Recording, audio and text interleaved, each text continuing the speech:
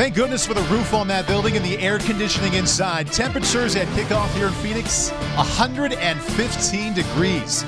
Tonight's game brought to you by Hy-Vee, a proud partner of the Kansas City Chiefs. Hy-Vee, where there's a helpful smile in every aisle. Come inside where it's nice and cool. We are reminded that number 29, Eric Berry, less than 9 months after being diagnosed with Hodgkin's lymphoma, amazingly will play here tonight for that Chiefs defense. Welcome to the broadcast booth. Thanks for being with us. Paul Burmeister alongside Trent Green. First 2 years of the John Dorsey, Andy Reid era brought us success in the form of 20 wins. What are you most looking forward to here in year 3? Well, I think the thing that excites me is the Chiefs have done a great job of securing their future and the foundation of this team, both offense and defensive side of the ball. But the thing I'm looking most forward to is the new additions. How are they going to blend with that foundation? You trade for Ben Grubbs on the offensive line. You sign Jeremy Maclin. You draft DeMarcus Peters. It's a good group, and you want to see how that foundation is going to be supported by the new guys. Thinking of some of those new names and new faces, we take a look now at the starting lineups brought to you by Sprint. I heard the name Ben Grubbs, 8 years as a starter for the Ravens and the Saints, now starts at left guard for the Chiefs, and the Chiefs brand new at center. Rookie second-round selection Mitch Morse gets the starts, and they also have that emerging star at tight end, Trent. Well, Travis Kelce brings a presence to the middle of the field that the Chiefs haven't seen since Tony Gonzalez led the team in receptions, yards, and receiving touchdowns. So having that speed down the middle of the field helps open things up on the outside end for the running game. Plenty of speed in the backfield in the form of Jamal Charles, back after another 1,000-yard season.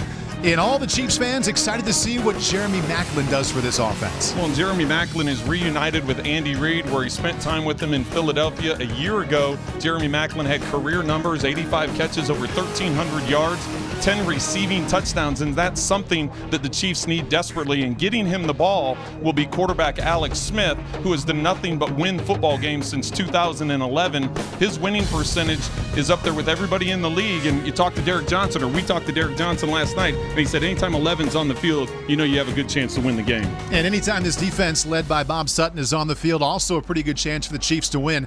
When it comes to scoring defense, giving up points, only the Seattle Seahawks were better last year. Bringing us to the starting lineups on that side of the football, brought to you by Sprint. Jay Howard gets the start for an injured Dontari Poe. And Kansas City excited to welcome back Mike DeVito after a torn Achilles cost him most of last year. The same can be said for a certain veteran middle linebacker. Well, and Derek Johnson coming off of that Achilles injury as well, just bringing the leader of the defense back to this defense that's already solid from a year ago. DJ's only 15 tackles away from having 1,000 for his career. Veteran bookends on the end, Tamba Hali and Justin Houston. And when it comes to getting after the quarterback, nobody did it better than Justin Houston last year. And Justin Houston had a career year a year ago, and that's why he was rewarded with a new long-term contract. 22 sacks on the season, led the National Football League, only a half a sack off of the all-time NFL record. He is a cornerstone of the defense, and now with him secured with his new contract, he's going to be there for a long time. The veteran corner on the defense, that man right there, Sean Smith, going to mentor some young, talented corner. First-round selection, Marcus Peters. Also a draft pick, Steve Nelson. And last year's high pick, Phillip Gaines, all going to get plenty of time this evening. And Eric Berry not expected to start, but we are excited to see number 29 on the field after he makes his way out. Chiefs, Cardinals, preseason game number 1, just after the break.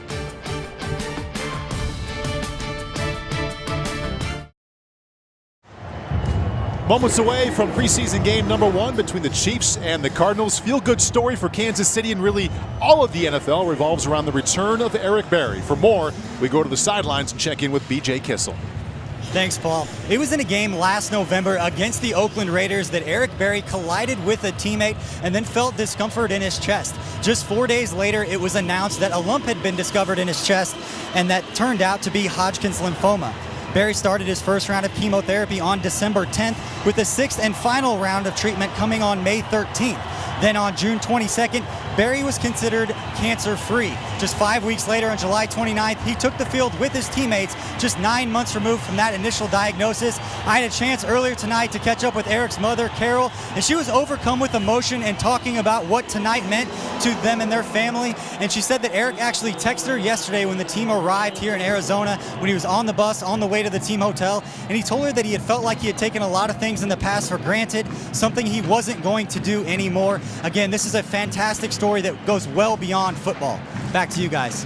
BJ, thank you very much. And when we got the very sad news late November, Trent, I never thought we'd be sitting here Game one of the preseason, getting ready to watch Eric Berry play tonight. It's nothing short of a tremendous story, and give him all the credit. Obviously, the doctors, the nurses, everybody that was involved with it, but his personal agenda of working hard and continuing to work out is the reason that he's out on the field again right now. Chiefs won the toss, deferred, so the Cardinals get the ball first. Time to go to the keys of the game, brought to you by Overland Park Auto Group.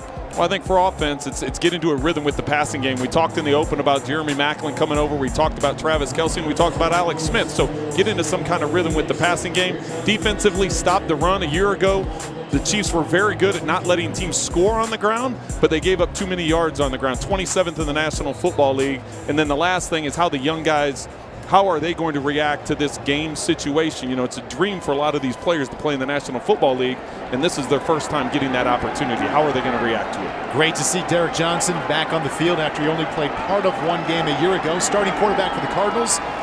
Speaking of being injured last year, back from a torn ACL is Carson Palmer and Andre Ellington, the tailback to his right.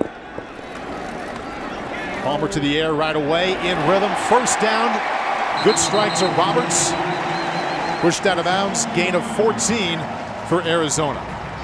Run out of bounds by Jamel Fleming. Well, and the one thing you're going to see out of this Bob Sutton defense is normally he's a pressure defense kind of guy, but early in the preseason you'll see a lot softer coverages, try and keep everything as vanilla as possible, but as the game goes on, that's when you'll see him implement more of his pressure packages.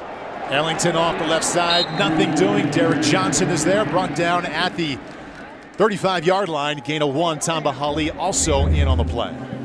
And Derek Johnson back into the flow, only his second snap since coming back from that injury. In on the tackle of Ellington, you see Tamba Hali on his back as well. The two of the defensive leaders bringing him down for no gain. Premiering this season is Chiefs Rewind, the official post-game wrap show of the Chiefs. Instant game analysis, exclusive interviews with players and Coach Reid, and much more. Visit Chiefs.com/65TPT for airtimes and information. Chiefs on the move, 11th play of this impressive drive coming. It's the third down situation. This one 3rd down and 4. We'll see if Chase Daniel can make it 3 out of 3, converting 3rd downs. Empty backfield, 3 receiver options to his right. Looks to his left, nice touch pass for another Chiefs first down. This time it's Frankie Hammond Jr. And Daniel continues his impressive drive. Well, and Frankie Hammond Jr. has had a nice camp. He's been doing some solid things at practice and seeing it carry over to the practice field. There's some trust there between Chase Daniel and Frankie Hammond because of what's going on in practice. And that time there, Chase is able to lay it to the sideline, get it over the underneath defender, and that's a throw you have to be able to make. That's a throw where you think the defensive back is cutting underneath. He thinks he has the angle, but you have to put it high enough and be able to drop it in before that ball gets to the boundary. Nice job by Daniel, and good protection letting him get the ball there. First down, back to the air. Daniel across the middle. Touchdown, Kansas City. Fred Williams. Well, and that just backs up what I talked about earlier. Fred Williams has had an impact in training camp. A lot of his stuff has been underneath, and if you look over what he's been able to do so far since he's had opportunities coming in, it'll be from the left side of your screen. You see the tight end dragging underneath, which clears out that middle linebacker.